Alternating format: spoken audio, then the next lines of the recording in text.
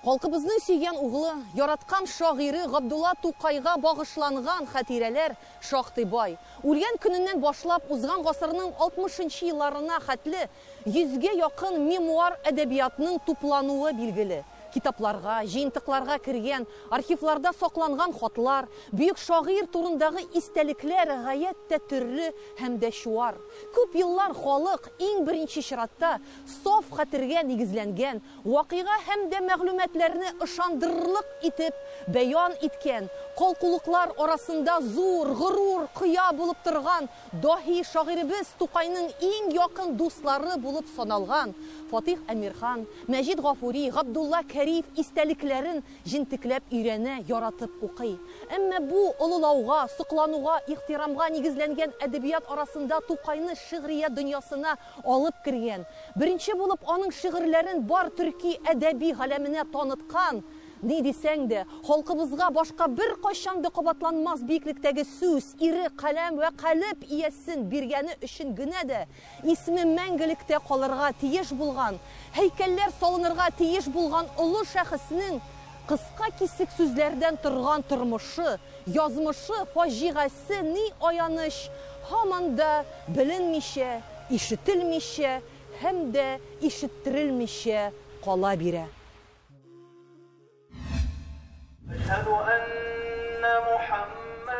Тарихи чыганаклардан 19-нчы гасыр азагына Россия империясендә яшәгән 14 миллион мөселманга 30 мең дини мәктәп һәм мәдрәсә туры килүе билгеле. Бу мәдрәсәләрнең күпчелегендә татар имамнарының, мөгаллимнәренең эшләве дә мәгълүм. Ул елларда Идел Урал киңлекләрендә дә белемле дип татарча яза һәм укый алган кешеләрне таныганнар. Татар муллалары, мәсәлән, Орынбур өлкәсендә казакларның метрика кынәгәләрендә алып барганнар, мәчетләр төзегәннәр, мәктәп-мәдрәсәләр ачканнар, хәйрия эшләрен башкарганнар. Җаек һәм Чаган елгалары кисешкән җирендә урнашкан Әби патша тарафыннан Уральск исеменә алыштырылып та халык телендә барыбер Җаек дип калган шәһәр 19-нчы гасыр азагына татар халкының тарихи, мәдәни, сәяси, иҗтимагый үзәге буларак бар төрки дөньяга инде билгеле була. Җаек шәһәрендә 3 мәдрәсәнең Рәкъбия, Гайния һәм Мотыйгулла хәзрәтнең Мотыйгыя мәдрәсәсенең эшләве дә билгеле. Нәкъ менә шундый дини милли җирлеккә Казаннан арба өсте 18 тәүлектә яшүсмер Тукайны да язмыш китерткән була. Матугулат Хватуллин — это человек, который сделал Тукай таким, каким мы его знаем. Свела судьба их здесь. И Тукай, и Матугула были сиротами. Но у Матугулы была более интересная судьба. Ему получилась возможность получить прекрасное образование за границей. И когда он ехал из Каира, получив 10-летнее образование в Каирском университете Аль-Азгар, он приехал в Уральск к своим родственникам по дороге погостить. И когда пошел в мечеть, люди увидели, что человек образованный, попросили его прочитать намаз. Когда он начал читать, поняли, что это очень образованный человек. И Тауганибай, хозяин этого дома, который построил этот дом, уговорил его остаться здесь. Бәрәкәтле һәм дә уңдырышлы җирләрдә, гыйззәтле һаваларга һәм суларга бай булган тау ягында, Казан губернасының кече Кайбыш авылында мулла гаиләсендә дөньяга килгән Мотыйгулла хәзрәт Төхвәтуллин яшьтән үк бик зирәк, үткен фикерле, белемле бала булып үсә. 5 яшендә инде ул Коръән аятләрен яттан укый. Ул дәврләрдә Россиянең иң абруйлы мәдрәсәләре рәтендә исәпләнгән, төрле вакытта татарларның иң атаклы шәхесләрен, халыкның мәхәббәт лирикасына нигез салучы буларак билгеле булган Габделҗаббар Кандалый, Петербургтагы Нур гәҗитнең нәшире Гата Баязитов, беренче татар драматургы һәм мәгърифәтчесе Фатих Халиди, данлыклы җәмәгать эшлеклесе Габдрәшит Ибраһимов һәм башкаларны укытып чыгарган данлыклы Кышкар мәдрәсәсендә беренче белемен ала. Шунда ук Мотыйгулла хәзрәт Габдулла Тукайның әтисе Мөхәммәд Гариф белән дуслашкан була дип тә сөйлиләр. Хак. Кушлавышка да берничә мәртәбә һәм бу истәлекләрдә шәрхләнгән Кыстыбый ашарга кайткан булалар икән. Шуңадыр да инде Җаекның бик тә мәртәбәле, диндар, алдынгы карашлы Мотыйгулла хәзрәт ятим Габдуллада үзенең яшьлек дусты шалымнарын күреп, аны үз улыдай тәрбияләп, укытып, башка шәкертләрдән аеруча якын иткәндер. Мотыгыя мәдрәсәсендә шәкертләр дини белем белән беррәттән шәрык әдәбиятын үзләштерәләр. Үзе дә шигырьләр язган Мотыйгулла хәзрәт тарих, әдәбият укыта. Кечкенә Тукайга көнчыгыш телләре, шигырь төзелеше буенча беренче белемнәрен бирә. Тукай белән яшь аралары нибары 4 ел чамасы гына булса да, әмма инде Казанда, Кышкарда, Мисырда укып кайтырга һәм шактый белем тәҗрибә тупларга өлгергән Мотыйгулла хәзрәтнең Камил исемле улы кечкенә Габдулланың иң яраткан остазына әверелә. Мотыйгый ул инде үзенең мәдрәсәсен тота, аша, әлбәттә җәдидче мәдрәсә. Алар кадимирәк укыган мәдрәсәдә укучылар һәрберсе кызыга, монда яңа типта эшли торган мәдрәсә. Мисал өчен Миңнебай Хайруллин дигән шәкерт, ул Нурлат җакларыннан чыккан, шул якка барып чыккан. Ул тартыла Мотыйгый мәдрәсәсенә һәм килеп йөри. Сездә укыйсы кызык, сездә Габдулла Тукай аңа әйтә.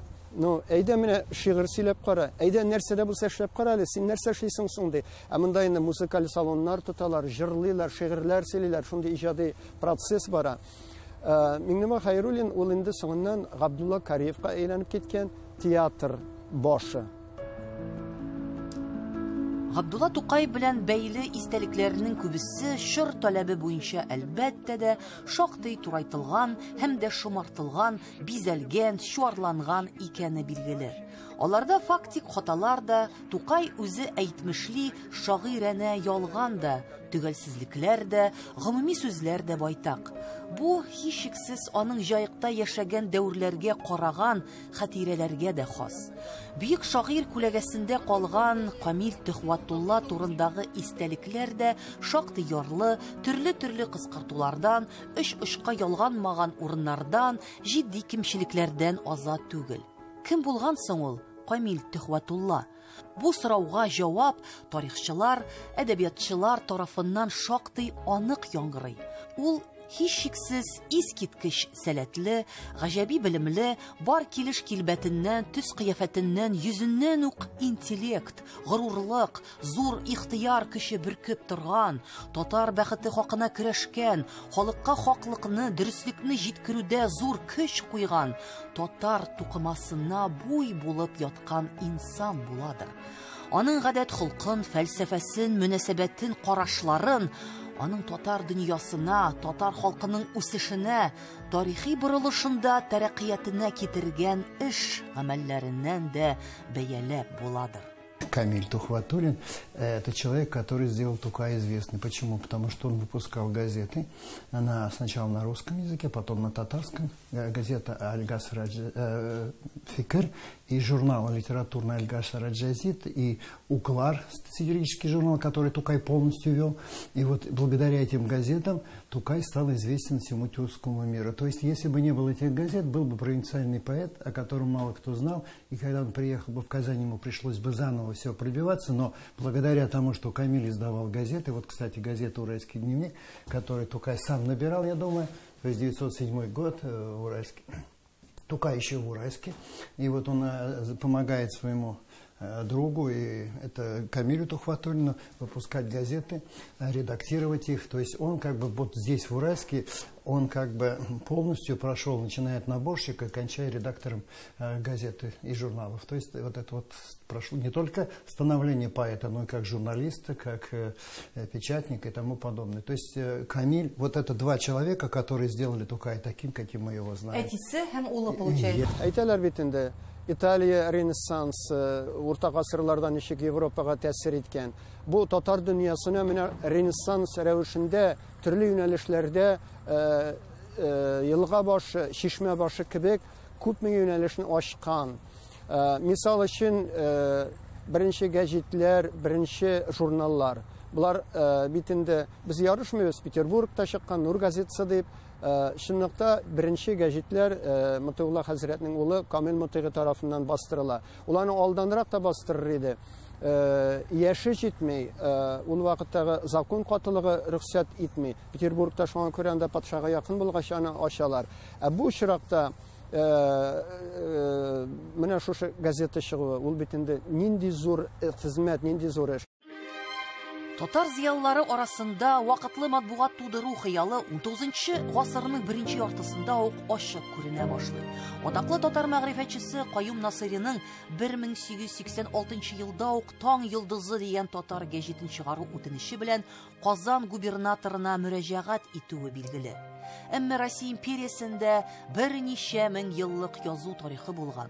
Гасырлар изелмешендә үз милли мәгарифен, бай әдәбиятын, мәдәниятын тудыра алган, иң укымышлы, белемле халык исәбендә булган татарларга нибары 40 ел үткәч кенә үз матбугасын чыгарырга рөхсәт бирелә. Күкләрдән ашкан бу форсаттан халкыбыз җил алганчы дигәндәй, бар ихтыярын, мөмкинлеген бер йодрыкка туплап, тиз арада файдаланып калырга омтыла. Санкт-Петербургта беренче Нур гәҗите дөнья күрә.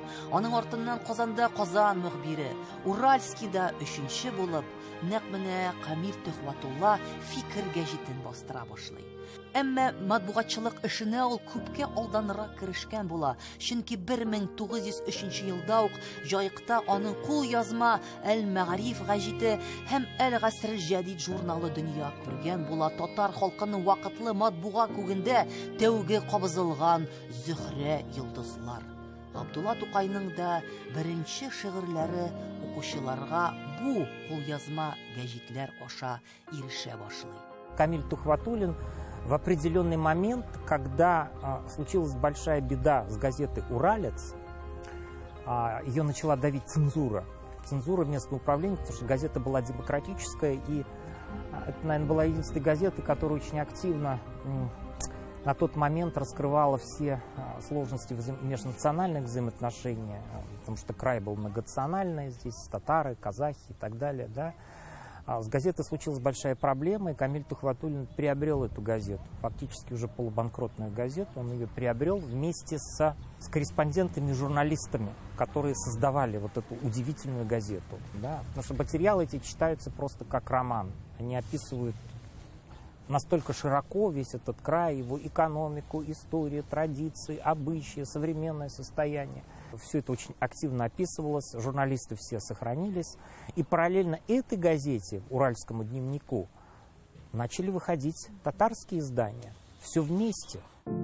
Камиль Төхвәтулланың хосусый типографиясендә бастырыла башлаган Фикер гәҗите дә иң беренче саныннан ук азатлык идеяләре белән сугарылган, ирекле, хөр фикерле, төрле сәхифәләргә бай булган, шигырь, мәкалә, язма, хәбәрләр, бәхәсләр тудырган, басма буларак халык арасында тиз таныла башлый. Фикер гәҗите төрле матбугат органнары белән хәбәрләшә, аралаша, хатлар алышып тора, читтән килгән мәкаләләрне дә үз битләрендә урнаштырып бара. Ярты ел эшендә генә Камиль Төхвәтулланың Фикер гәҗитендә Тукайның төрле имзалар астында 20дән артык шигыре дөнья күрә. И в Азербайджане, и в Туркмении, и в Узбекистане стихи Тукая звучали. Почему? Потому что газета «Фикер», она выходила тиражом 5000 экземпляров и распространялась по всей Российской империи. И, естественно, в аулах, дальних, горных, везде, в степи, даже в пустыне, там, скажем, эти экземпляры попадали, и там были стихи Тукая. Поэтому, еще раз говорю, Тукай стал вот таким великим, известным уже здесь, в Уральске, благодаря тому, что Камиль выпускал вот эти газеты. Беренче рус инкыйлабы вакыйгалары тәсирендә татарларның тормышы, яшәеше ни рәвешле дәвам итәчәк. Тукайча әйтсәк, үлмәгәндә, йокламаганда бары хушы китеп егылган татар милләтенең сәяси һәм милли аңы ни рәвешле үсәчәк. Камиль Төхвәтулланың бу сорауларга үз җавабы була. Куанычлы, дәртле халкы ата-баба мирасына, иманына табынып, таянып, теленә мәхәббәтен саклап, олылап, кадерләп үстереп, гаделсезлектән арынып, моңлы, шигъри җанлы халкы үз юлын табарга тиеш дигән өметтә яшәгән ул. Он первый предложил создать здесь учительский институт. В Уральске не было никаких институтов, никаких заведений. Не просто институт, а институт для исламских народов, для казахов и для татар. Впервые у него была такая идея. Она уже была реализована в советский период, но это все случилось в 1905 году. Вторая его большая идея была создать большой, значит, мусульманский просветительский центр с кафе, с библиотекой, с читальней, с залом актовым, где бы проходили все вот эти мероприятия. И он частично смог реализовать это вот в это сложное время. Ну и плюс как бы типография, то есть он купил большой книжный магазин у там, русскоязычных преемников, назвал его «Прогресс». И он хотел создать на базе этого, значит, книжного магазина целый большой такой, скажем так, книжно-издательский центр здесь, потому что край был колоссальный, да? Книги расходились, они читались вплоть до Ташкента, Узбекистана и Бухары, потому что они были написаны по-арабице, казахи свободно читали по-татарски, татары читали по-казахски. Это был переломный период, когда самосознание народов Востока уже начало проявляться очень активно, потому что казахская интеллигенция появилась, и были ярчайшие представители казахской интеллигенции, в том числе здесь. Казахи гордятся, что именно в Западном Казахстане государственность появилась Казахстана. Почему? Потому что здесь шел очень тесный контакт с татарами, которые тоже занимались этой же проблемой. Әмма бәхет бит ул тәхет түгел. Аңа гел утырып булмый шул. Беренче инкыйлаби күтәрелеш җиңелгәч, 1907 ел башында халык иреге өчен көрәшкән матбугатчыны нәшерлек эшеннән азат итәләр. Сәбәбе дә бик үк җитди түгел кебек, бәйләнергә генә сәбәп булган шул. Нәшерлек документларында 27 яшьлек Камил Төхвәтуллин киләчәктә Думага сайлану хукукына ия булу өчен үз яшен арттырып күрсәткән була. Суд карары буенча бернинди дә аңлатмаларга игътибар итмичә, Камил Төхвәтуллинны ел ярымга, атасы Мотыйгулла хәзрәтне 5 айга ирекләреннән мәхрүм итәләр. Узак вакыт барган мәхкәмә процессы нәтиҗәсендә аталы-уллы Төхвәтуллиннар 1908 елда гына аклана. Әмма матбугатчылык эше инде көрчеккә терәлгән. Күзгә кирип салырга тиене дә калмаган була шул. Ну и вообще было тяжелое время, потому что Тукай фактически оставался без работы, а у Камиля газету закрыли к этому времени. Это уже после 1905 года, когда начались вот эти вот репрессии, гонения, реакция, да, вот в этот период очень сложный. Фактически Тукай остался без работы. Но что интересно, эти газеты тухватуллинские, ну они были закрыты.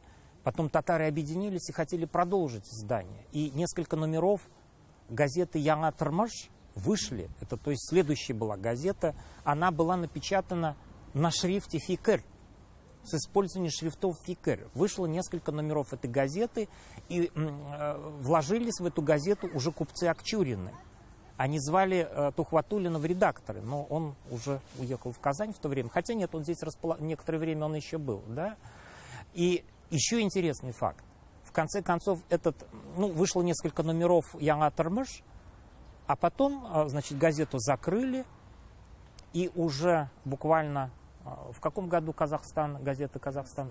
В 13 году, да, последний предвоенный год.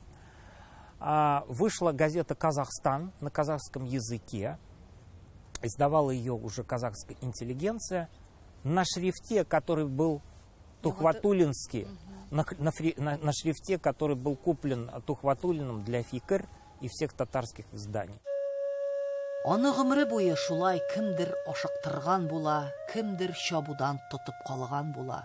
Әмма хафалы тынгысыз кайнар йөрәге алны-ялны белми алга талпына тора. Төрле уен коралларында уйнаган, яшьтән үк җырга, моңга сәләтле Камил Төхвәтулла үз тормышында сәясәттән иҗатка, нәшрияттән сәнгатькә таба кискен бурылыш ясый да куя. 70 төрле һөнәр аңа аз була шул. Алар бер туган сеңлесе, сирәк очрый торган табигый сәләте, тавышы, башкару осталыгы белән халыкның мәхәббәтен яулаган татар халкының беренче опера җырчысы һәм артисты Галия Кайбицкая белән гастрольләргә йөри башлыйлар. Хәтта Мәскәүгә барып, Камил Төхвәтуллин үз җырларын граммофонга яздырып кайта. Дәүрләр пәрдәсен ачып җибәрсәң, исең акылың китәр. Камил Төхвәтуллин башкаруында Сәлим бабай җыры дип халык арасында танылган бу көй язмыш аерган яшьлек дусты Габдулла Тукайны да туган тел шигырен язарга этәргән дигән әле дә фараз яшәп килә. Тухватуллин, когда ему пришлось бросить печатное дело, и вот здесь вот были проблемы, он стал первым эстрадным певцом татарским. Он ездил по России с концертами, и вместе со своими братьями и сестрами он организует татарский театр. Грия Кайбицкая, Сара Зарова, Айбгам Кайбицкий, представляете, 19-й год, 20-й год, разруха, голод, болезни. И люди приходят на спектакль, и молодые люди показывают сцена любви и так далее. То есть, как бы люди приходили, душой отдыхали. Мин татарлар арасында аңар хәтледе. Ondan sonra şunun хәле энергияле кешене белмим, хәтерләмим. Ул русча әйткәндә сгусток энергии. Соңыннан Ленин белән Смольныйда янәшә бүлмәдә мөселман татар газетасы чыгару белән ул гомумән шуның хәле югарылык яңа заманда кирип китә, югары дәрәҗәгә күтәрелә, хәтта аңар персонал пенсия билгеләйләр. Тукай әйтер иде, 40 башлы шаяныга тиң булган советлар заманында әле күп сынауларга дучар булачак. Аның кем улы икәнлегендә, нәселендә, милләтендә барысында бик яхшы ачыклаган, шәхес культы гомуми бер афәт төсен алып тирәнләнә һәм киңәя барган, остаз мугалимнәр белән дин әһелләре, милләт пәрвәрләре, язучылары, шагыйрьләре белән төрмәләре тулган чорлар упкынына Камил Төхвәтулла да ләгә дә тәүбә диярсез йотыла.